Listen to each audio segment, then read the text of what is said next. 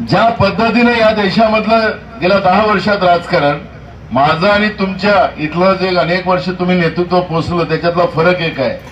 कारण की ते सातत्यानं माझ्यावर टीका करतात.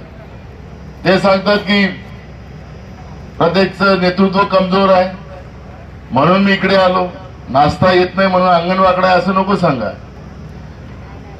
आखरी लोकसभेमध्ये जेव्हा युपीएच्या काळातलं श्वेतपत्रिका काढली आणि नरेंद्र मोदींनी सांगितलं की वो आदर्श घोटाळावाला कोण आहे असं त्या लोकसभेत बोलल्याबरोबर दुसऱ्या दिवशीच हे जे सन्माननीय आहेत ज्याला तुम्ही पोसून ठेवलेलं होतं, पोसून शब्द मी मुद्दाम वापरतो जाणीवपूर्वक, या इतक्या वेळ या भागातल्या राजकारणात राहून या भागातल्या लोकांनी सगळं काही तुम्ही त्याला मताच्या रूपाने दिलं. साधं शेतकऱ्यांच्या शेतामध्ये पाणी देऊ शकले नाही, साधं या ठिकाणी उद्योग आणू शकले नाहीत, आमच्या पोरांना नोकऱ्या देऊ शकले नाहीत. फक्त तुमच्यामुळे ते मोठे झालेत.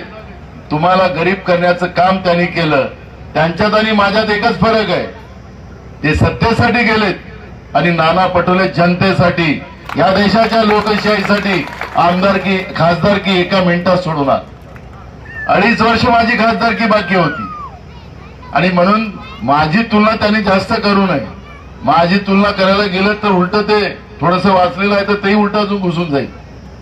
म्हणून मी या ठिकाणी त्यांच्यावर चर्चा करण्यासाठी इथं आलो नाही, तुम्हा सगळ्या लोकांना न्याय देण्यासाठी मी इथं आलेलो. नरेंद्र मोदीने गेल्या 10 वर्षामध्ये या देशाला विकून सगळं काही बर्बाद केलं, देशाला कर्जबाजारी केलं. डॉक्टर बाबासाहेब आंबेडकरांचं आर्थिक धोरण बदलून जीएसटी सारखा कायदा आणला आणि त्या आणल्यामुळे आता फक्त परवा नरेंद्र मोदींचा एक इंटरव्ह्यू चालू होता, ते म्हणत होते की